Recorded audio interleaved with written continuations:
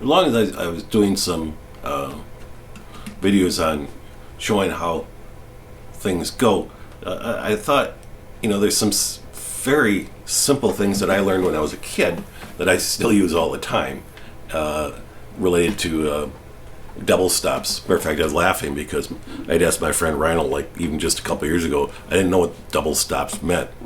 It's just playing two notes. And I was like, Reinald, what's a double stop? So, like, give you an example. Let's see what song I can think of. Oh, like Dylan's Rainy Day Woman,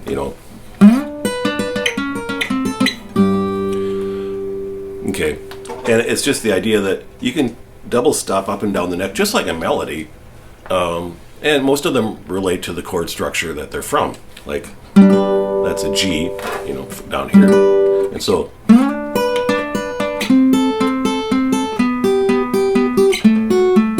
you can essentially play, the scale in the key of G up and down the neck by using double stops. And it's a very common technique used by guitarists because it just makes sense. It's easy. And there's no laborious chords or jazz-oriented chords. And one of the masters of doing things like this is Ry Cooder. And also James Taylor is also fantastic at things like this. If you go listen to Ry in open tunings, and his master of syncopated rhythms is wonderful.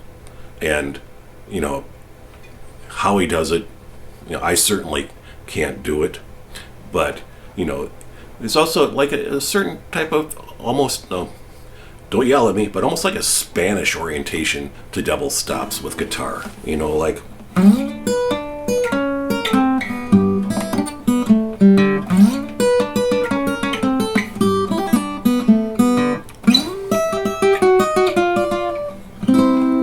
So it's the same thing.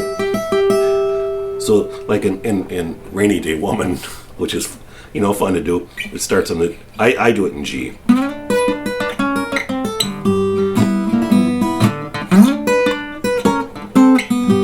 Now the C's coming up.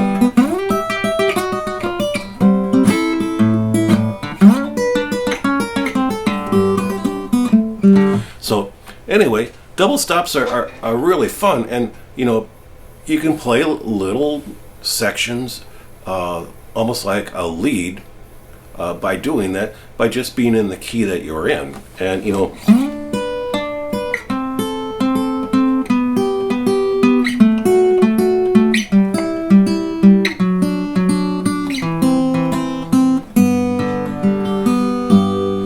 and that's just a way of doing it. And what's really nice is once you start doing things like that, you can slide the double stops off a chord.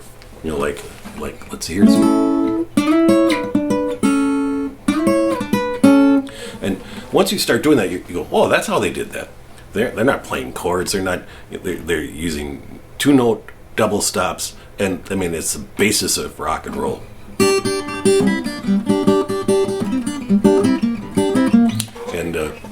And many other forms of music, because it's just easier, and it keeps you in a place where you recognize that, oh, now it's time for me to go to this chord, so I need to bring the double stops down and to the home base. And so it's kind of a philosophy of doing things. Steve Cropper is another example of wonderful double stop player. And then what you do too is it kind of makes branching into Django style chords and triplets easier. Like, you can play A7 like this, but most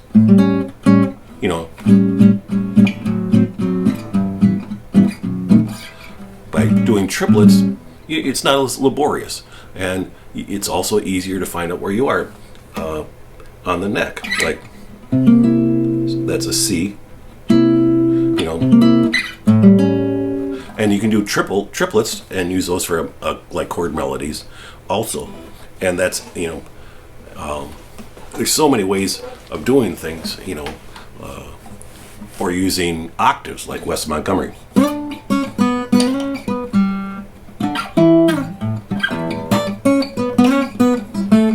Anyway, that was really poor, but you get the idea. You know how Wes Montgomery used the octaves, and he essentially did whole tunes like that. It sounds incredible.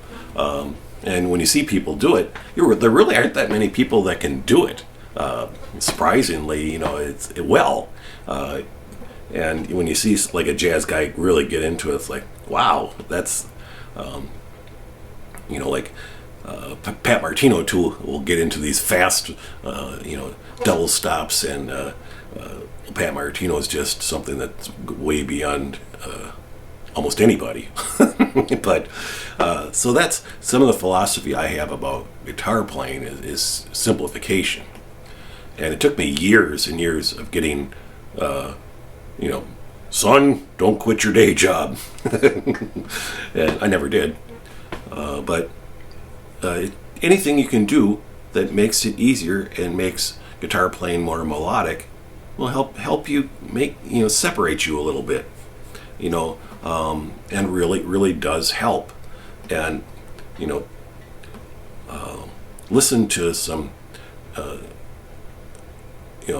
things like Jose Feliciano and Ry Cooder, and there's a myriad of musicians who just have things down to where it sounds incredible, and it's not complicated, but it's somebody who's playing with their heart and their ears and wants to make it sound just really good. And the other thing, that I certainly can't do, especially with, arthritis and, numbness in my hand, is just forget about trying to play fast. Just forget about it. Because what purpose does it serve you? And I think everybody goes through, and I certainly did, where it's like, I'm going to learn this tune, when I can't hold a pick anymore, but when I play bluegrass tunes, like I would try to learn Norman Blake's, like, Miller's Reel. And like, I don't even remember how it goes. I can't use a pick anymore, but it's just like.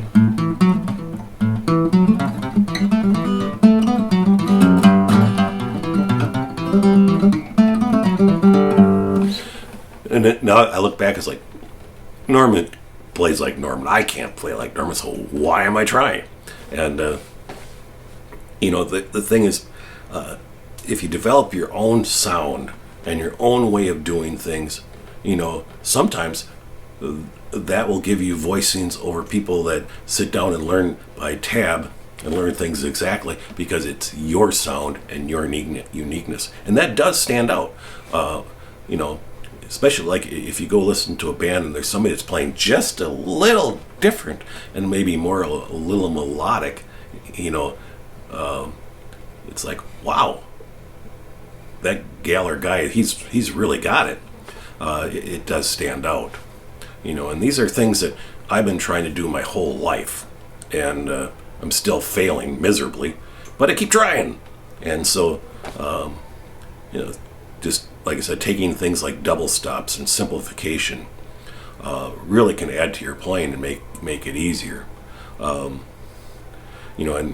especially watch old rock and roll players, Chuck Berry, and it's all a simplification to make it sound good.